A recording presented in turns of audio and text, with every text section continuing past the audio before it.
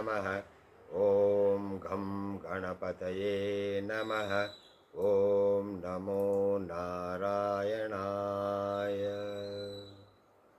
ನಮಸ್ತೆ ವೀಕ್ಷಕರೇ, ನಾನು ನಿಮ್ಮ ಹಿತೇಶ್ ಮನೋಹರ್. ನಿನ್ನೆ ದಿವಸ ಅಶ್ವಿನಿ 2ನೇ ಪಾದದವರಿಗೆ ಹೇಳಿದ್ದೆ. ಇವತ್ತಿನ ದಿವಸ ಅಶ್ವಿನಿ 3ನೇ ಪಾದದವರಿಗೆ ಈ ಸ್ತೋತ್ರವನ್ನು ಪಠನೆ ಮಾಡಿದೆ. ಯೋಗೋ ಯೋಗವಿದಾಂ ನೇತಾ ಪ್ರಧಾನ ಪುರುಷೇಶ್ವರಃ ನಾರಸಿಂಹಪು ಶ್ರೀಮಾನ್ ಕೇಶವಃ ಪುರುಷೋತ್ತಮಃ. ಇದನ್ನು ಅಶ್ವಿನಿ ನಕ್ಷತ್ರದ 3ನೇ ಪಾದದವರು ಬೆಳಗಿನ ಜಾವದಲ್ಲಿ 108 ಸಲ ಪಠನೆ ಮಾಡುವುದರಿಂದ ಅವರಿಗೆ ಒಳ್ಳೆಯದೇ ಆಗುತ್ತೆ ಎಂದು ನನ್ನ ಅನಿಸಿಕೆ.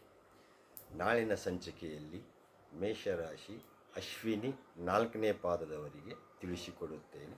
ನಮಸ್ಕಾರ.